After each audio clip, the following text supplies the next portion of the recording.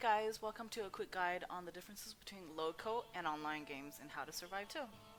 So a local game, otherwise also known as a single player game, is one that where you can play by yourself, kind of see the world for yourself, loot, kill, die, all by your lonesome, while surviving that cruel, cold world.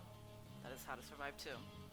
The online portion actually has two parts. You can either play a public game with friends, or new people that you've never met, and you can have the experience of kind of living in a world with other survivors, and depending on the server settings, you may actually find that these survivors are not all that friendly. In a private game, when we started, it was actually difficult to get into because we always ran into the issue of not having the proper authorization to actually enter the game of each other. So we went ahead and made a quick tutorial on how to do that. You can find it in the Steam guide section, and hopefully that helps you if you were having trouble. Now, the main difference that Kate and I saw in How to Survive 2 in terms of the online portion was that the looting system is kind of reminiscent of Diablo 2 as opposed to the newer Diablo 3.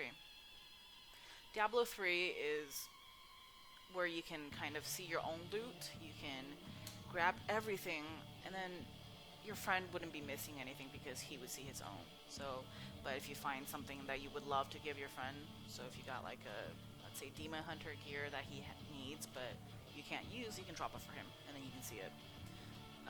How to Survive 2 actually uses the old Diablo 2 system where everybody shares kind of the same pool of loot inside the same quest if you could decide to join each other's quest, which my girlfriend Kate and I, we love to explore, and it is fun to go into the nooks and crannies or find kind of these huge places that most people may not go to in the beginning games because they're trying to survive.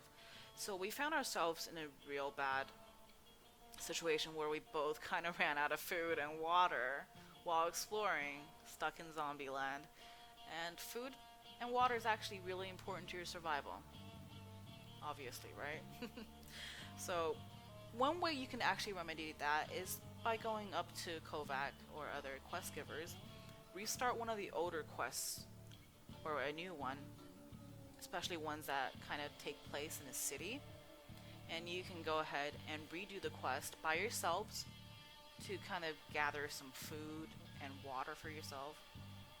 That way you can share it if one of you finds an abundance of water and the other person finds an abundance of chocolate bars, which we actually did.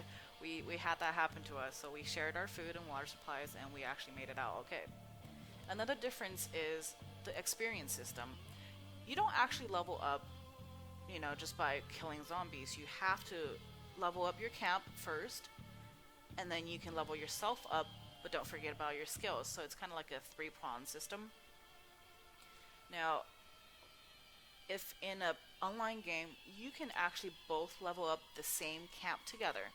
So if Kate puts in, like, say, 12,000 experience towards the camp, I put in 10,000, our camp is now at 22,000 experience, not, respectively 12 and 10. So it's a good way to level up your camp quickly, which also does have some drawbacks, which we will get into in a new video. So I hope this helps you guys in determining whether or not you want to play with friends, play with strangers, or play by yourself. We'll see you next time on Team Kairos, and hope you have a great day.